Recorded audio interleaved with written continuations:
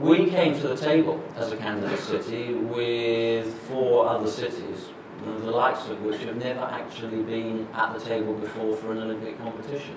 When 9 cities that started out in this whole process, London, Madrid, New York, Moscow, Leipzig, Havana, Istanbul, Rio, declared an interest, the International Olympic Committee immediately declared this the great race. Never before had so many cities of such size and scale and scope decided that this prize was really worth chasing. And so the initial evaluation for us was a fairly important moment. And it wasn't unalloyed joy. The professor of transport studies from Geneva University had very helpfully described our transport system as obsolete. Not a great characteristic when you're putting forward a city that has the ability to move, or should have the ability to move, 10,500 athletes, 6,500 Paralympians, 1.5 million visitors, 22,500 members of the media. Can you imagine all that lot arriving in London?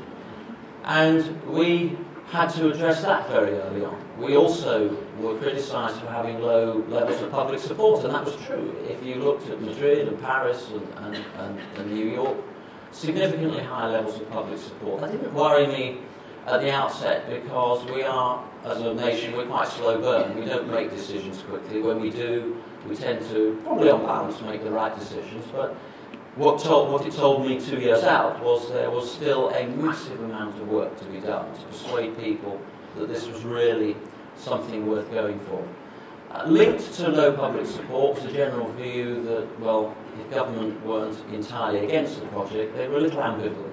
Politicians have an unerring ability to clamber on board when they see things going well. I can say that, I've been one myself.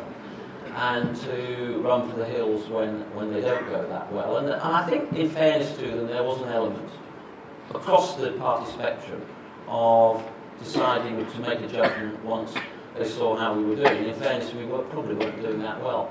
Allied to all this, of course, I used to say quite publicly, to try and drum up support and international credibility, that this was our 4th attempt in 20 years to land this prize. And I used to use it as an example of how we view the Olympic movement. We were the only country, only one of 2 countries, that has been to every Winter and Summer Games since 1896. It was, however, to gloss over that on the other 3 bids, we hadn't totaled more than 20 votes in a potential 550, 560 votes. If I give you just a short anecdote about one of the cities that I was loosely involved with back in the 80s, my counterpart, the president of the bid, who had spent rather too much time in the bar the day before the vote, managed on the presentation platform in Lausanne, the Olympic headquarters, to hand a pint of beer to the wife of a senior IOC member from Japan with the immortal words, "Pop hold of this, love, or I'm off for a piss."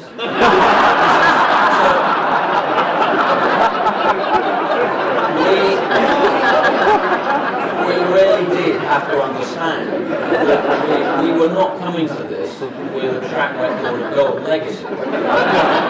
We also had to deal with the ongoing grumbling discontent that, well, you know, you're a country that is steeped in sport, passionate about sport, but you really can't build stadiums on time. You know, there's the dome rumbling away in the background. Last year, of course, 2005, the World Athletics Championships should have come to London. We won the right to bid for them, and we won the right to host them, and then, of course, we couldn't complete Wembley, Eagle, and back then, and there's another story that has a recurrent theme.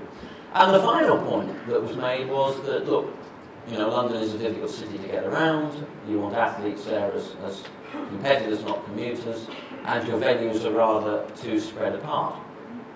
And I recognised early on, and you're in a commercial market, whether it's politics or sport or any human performance-based activity, particularly in business,